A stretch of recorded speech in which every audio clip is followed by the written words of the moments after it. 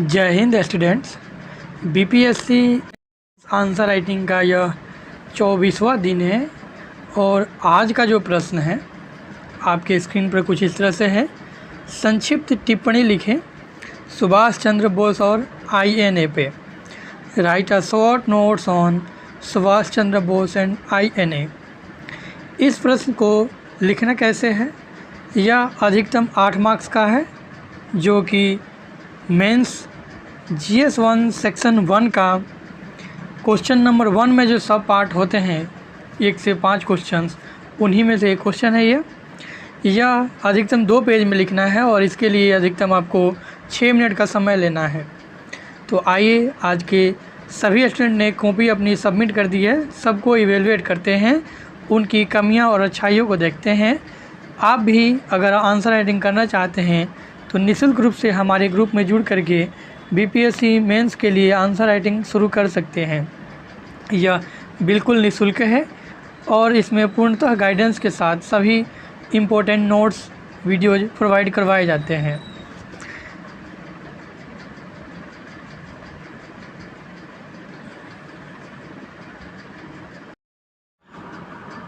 पहली कॉपी जो हम इवेंट जा रहे हैं डे 24 का, वह एस्पिरेंट का है और इनका नाम ही एस्पिरेंट है, हालांकि सभी तो एस्पिरेंट ही हैं। चलिए प्रश्न देखते हैं। संक्षिप्त टिप्पणी लिखें सुभाष चंद्र बोस और आईएनए। आइए देखते हैं इन्होंने कैसे और क्या लिखा है।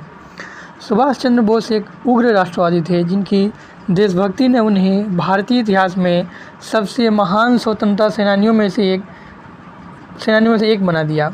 उन्हें भारतीय सेना को ब्रिटिश भारतीय सेना से एक अलग इकाई के रूप में स्थापित करने का श्रेय दिया जाता है, जिसने स्वतंत्रता संग्राम को आगे बढ़ाने में मदद की। कुछ हद तक इनका ये स्टेटमेंट सही है। आइए आगे बढ़ते हैं। सुभाष चंद्र बोस ने भारतीय सिविल सेवा की परीक्षा में 4था स्थान प्राप्त किया, परंतु उन्होंने 1921 में त्यागपत्र दे दिया और स्वतंत्रता संग्राम में शामिल हो गए। 1923 में वे कलकत्ता के मेयर बने। उन्हें अंग्रेज़ों द्वारा कई बार जेल भी भेजा गया। बोस विवेकानंद की शिक्षा से अत्यंत प्रभावित थे और उन्हें अपना आध्यात्मिक गुरु मानते थे, जबकि चित्तरंजन दास उनके राजनीतिक गुरु थे। 1923 में उन्हें अखिल भारतीय युवा कांग्रेस का अध्यक्ष चुना गया। 1925 में क्रांतिकारी आंदोलन में सम्मिलित होने के कारण उन्हें जेल जाना पड़ा। 1938 में वे हरिपुरा व 1939 में वे त्रिपुरी में भारतीय राष्ट्रीय कांग्रेस के अध्यक्ष निर्वाचित हुए। ये सबसे मेन पॉइंट है और टर्निंग पॉइंट यहाँ से। 1941 में बोस जर्मनी चले गए और वहाँ उन्होंने फ्रीडम आर्मी का गठन किया। जर्मनी के लोग उन्हें नेताजी कहकर पुकारा। यहाँ पे जर्मनी के लोग की जगह मेरे ख्याल से हिटलर का नाम आना ज़्यादा बेटर था। चलिए आगे देखते हैं। अब आईएनए देखते हैं। जुलाई 1943 में बोस जर्मनी से सिंगापुर चले गए और जहां रास बिहारी बोस वन लोगों की मदद से आज़ाद हिंद फौज की कमान संभाली। अगस्त 1943 में उन्होंने एक लाइन है 1943 में बोस आईएनए के सेनापति बनाए गए। अक्टूबर 1943 में उन्होंने सिंगापुर में अस्थायी भारतीय सरकार का गठन किया। सिंगापुर के अतिरिक्त रंगूर में भी उनका मुख्यालय बनाया। सैनिकों जस्ट अ सेकेंड।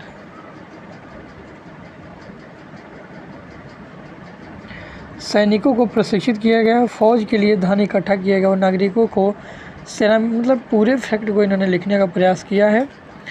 स्त्री सैनिकों के लिए रानी झांसी रेजिमेंट बनाया गया, बिल्कुल सही। भारतीय सिपाहियों को दिल्ली चलो का नारा दिया गया। मार्च 1944 में आईएनए ने बर्मा की सीमा पार कर हिंदुस्तान में कदम रखा। इसके बाद कोहिमा और इम्फाल की ओर बढ़ी और मणिपुर में पहली बार आईएनए का ध्वज फहराया। जापानी सेना व ब्रिगेड के पीछे हटने के कारण भारतीय सैनिकों का मनोबल टूट गया। 1945 में ब्रिटिश सरकार द्वारा आईएनए पर मुकदमा चलाए जाने के बाद पूरे देश में बड़े पैमाने पर प्रदर्शन हुआ।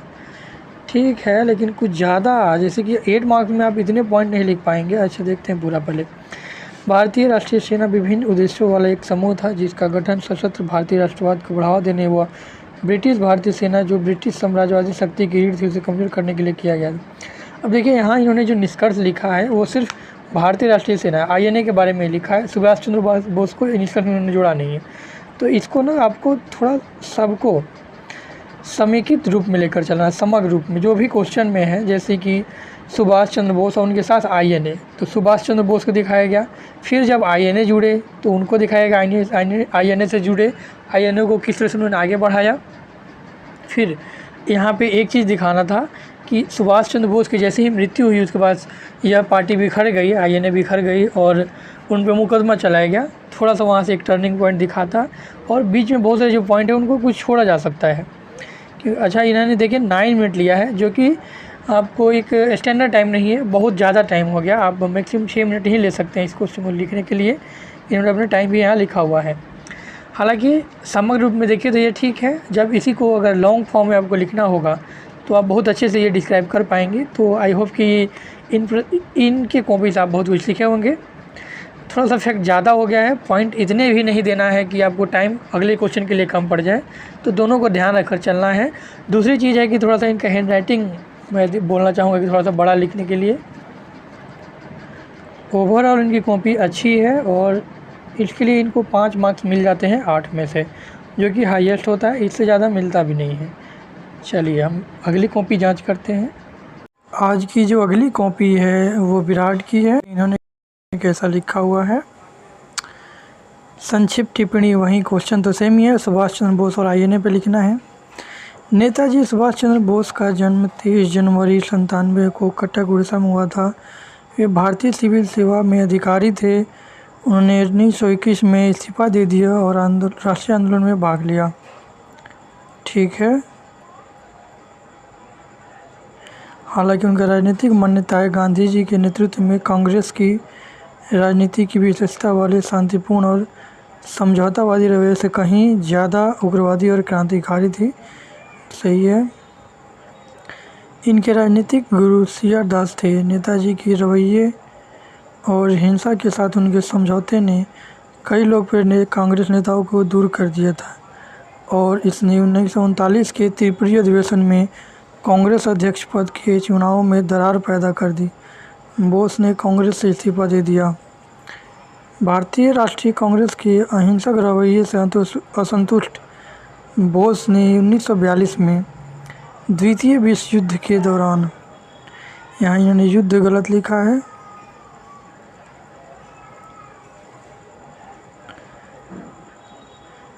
जापान की मदद से भारतीय राष्ट्रीय सेना की स्थापना की, जिसे आज़ाद हिंद फौज के रूप में जाना जाता है। आज़ाद हिंद फौज का विचार सर्वप्रथम मोहन सिंह के मन में मलाया में आया। INA में मुख्य रूप से वे भारतीय सैनिक शामिल थे जो दक्षिण पूर्व एशिया में जापानियों द्वारा युद्ध में पकड़े गए थे या युद्धबंदी थे।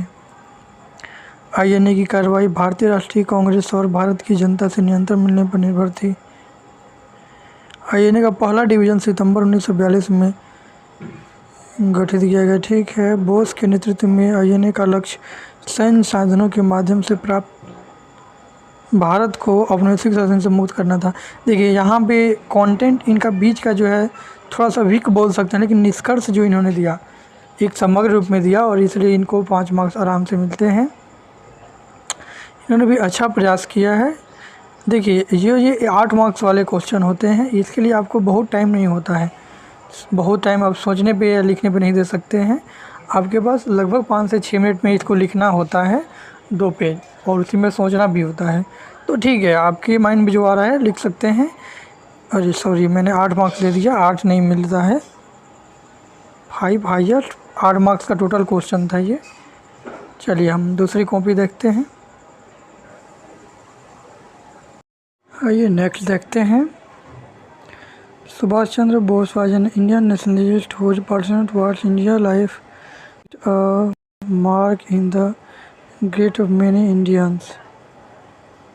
ग्रेट तो है नहीं, पता नहीं क्या लिखे हैं। ये was the founder of Azad Hind फौज, ये तो बिल्कुल गलत है। आज़ाद हिंद फौज के फाउंडर वो तो नहीं थे। इन फेमस स्लोगन, तुम मुझे खून दो मैं तुम्हें आज़ादी दूंगा, खैर स्लोगन सही है। इनका role, he joined NCM which was started by Gandhiji. Worked with C.R. Das, who became his political guru. He started the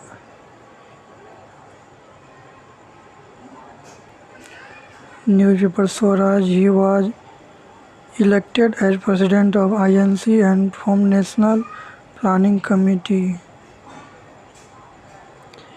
In 1939, he formed Forward Bloc.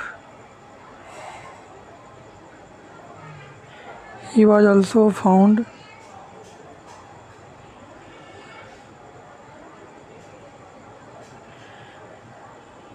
Azad Hind Fauj in Singapore.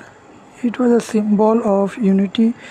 Azad Hind फौज को Singapore में पहले ही स्थापित किया जा चुका था जी, और इसका ओरिजिनल नाम INC था, जो इनसे जुड़ने के बाद इसका नाम चेंज होकर आज़ाद हिंद फौज हो गया था। Conclusion, Netaji who had been a greatest leader of Indian freedom struggle for freedom, his slogan motivated or being implement inspiration for many Indians। इन्होंने भी ठीक ही लिखा है और 2 पेज में इससे अच्छा क्या है लिख सकते हैं। ठीक है, 5 मार्क्स इनको भी मिले जाते हैं। बढ़ते हैं मतलब अगले कॉपी की तरफ। कॉपी है तनीषा की। नेताजी सुभाष चंद्र बोस पे इन्होंने बस लिखा है। नेताजी सुभाष चंद्र बोस का जन्म उड़ीसा के, क्या लिखे हो यार, कटक पता ही नहीं चल रहा, क्षेत्र 97 घोषणा 1920। इन्होंने प्रशासनिक परीक्षा में 4था स्थान प्राप्त करके उत्तीर्ण। इतना फैक्ट क्या ही लिखना है कि 4था मिला, 5वां मिला। डायरेक्ट आप इनके इम्पोर्टेंस को दिखाइए ना। यहाँ फैक्ट आप पास करके ऑलरेडी आए हुए हो, इतने पॉइंट नहीं लिखने होते हैं। नेताजी भारतीय स्वतंत्रता संग्राम के वीर क्रांतिकारी नायकों में से एक थे। भगत सिंह को फांसी होने के बाद इनका गांधी जी से राजनीतिक मतभेद शुरू हुआ। 1 मई 1939 को सुभाष चंद्र बोस ने फॉरवर्ड ब्लॉक की स्थापना की। इन्होंने इसी दौरान फ्री इंडियन लीजन नामक सेना भी बनाई।